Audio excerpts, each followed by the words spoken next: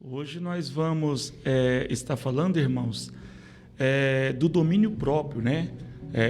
O domínio próprio é um fruto do Espírito Santo e hoje nós resolvemos falar sobre o domínio próprio, porque o domínio próprio faz parte, né, da vida do cristão. É um dos frutos, né, do Espírito Santo. Lá em Gálatas, capítulo 5, versículo 23, fala sobre a temperança. Então, temperança e domínio próprio é a mesma coisa. E é sobre isso que nós vamos falar hoje, moleque. As pessoas são dotadas de temperamentos e tem aqueles temperamentos que são um pouco mais explosivos, né? Que as pessoas que são mais nervosas, como diz, o tal do pavio curto, né? E como lidar com isso? Isso é muito importante, irmãos, tá bom? Porque se nós temos o Espírito Santo e se a palavra de Deus, ela fala que um dos frutos do Espírito Santo é o domínio próprio, então por que eu ainda sou explosivo? Por que eu ainda sou alterado? Por que as minhas reações ainda são explosivas? O que está acontecendo? Então é sobre isso que a gente quer falar. Aqui em Gálatas, capítulo 5, e o versículo 23, diz assim esse versículo: mas o fruto do Espírito Santo é amor, gozo, paz, longanimidade, bondade, fidelidade, mansidão, domínio próprio. Contra estas coisas não há lei. Então vamos lá. O que significa domínio próprio? Né? O que significa domínio próprio? O domínio próprio significa controlar nossas emoções e atitudes. Então, domínio próprio significa isso.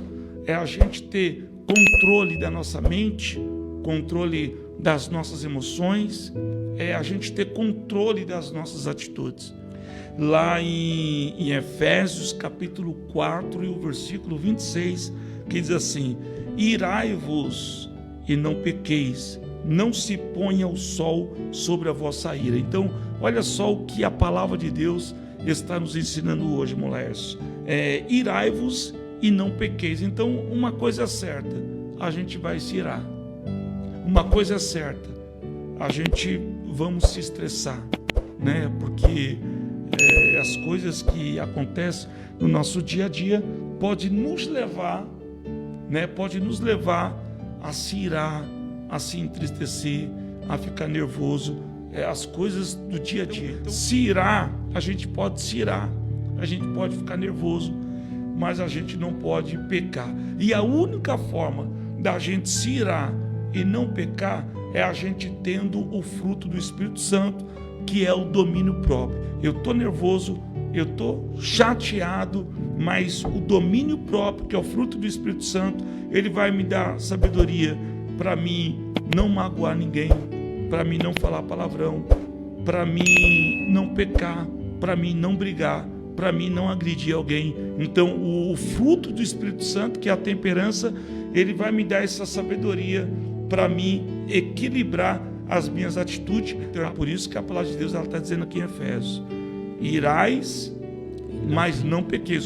E tem um outro versículo aí, gente, que é profundo, que é o versículo 27. Olha o que diz aqui no versículo 27: não deis lugar ao diabo. Quando eu estou dando lugar para o diabo?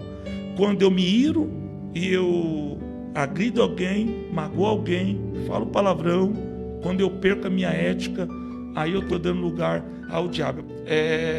Eu acredito que o apóstolo Paulo foi um homem muito usado por Deus. Essa carta aos Gálatas, quando Paulo escreve, nos ensinando a gente ter cautela diante das tentações, diante das dificuldades, Paulo está nos orientando através dessa carta a gente não pecar. Não pecar, por isso que ele fala: ireis, mas não pequeis. Ireis, mas não pequeis. E até mesmo, né, pastor, assim, de um erro pode se tornar o segundo, e do segundo vai para o terceiro, e é o que a Bíblia fala, né? Um abismo vai puxando o outro. Aí tem pessoas que pecam agora, não se arrepende. Ah, meu, é isso aqui, o pastor não tá vendo, o meu líder não tá vendo, a minha mãe não tá vendo, aí vai, erra nenhuma coisa aqui. Daqui a pouco vai erra na outra coisa. Quando vai ver, ela vai dando legalidade no mundo espiritual e aquela pessoa vai pecando, e quando vai ver, aquela pessoa já está afundada no pecado, não tem nenhum temor, né? E ela fica vivendo aquela vida ali e não tem um arrependimento. Ela só vai vendo de pecado e o pecado vai dando as consequências, né? E a gente não vai deixar de... A consequência do pecado, ela não é tirada, né? Ela não é tirada. Então Deus, ele trabalha nesse alinhamento. O homem consegue o perdão do pecado, mas ele não consegue se livrar das consequências. Às vezes, nós damos mais prioridade aos dons do Espírito Santo do que aos frutos, né? Mas uma coisa é importante, gente.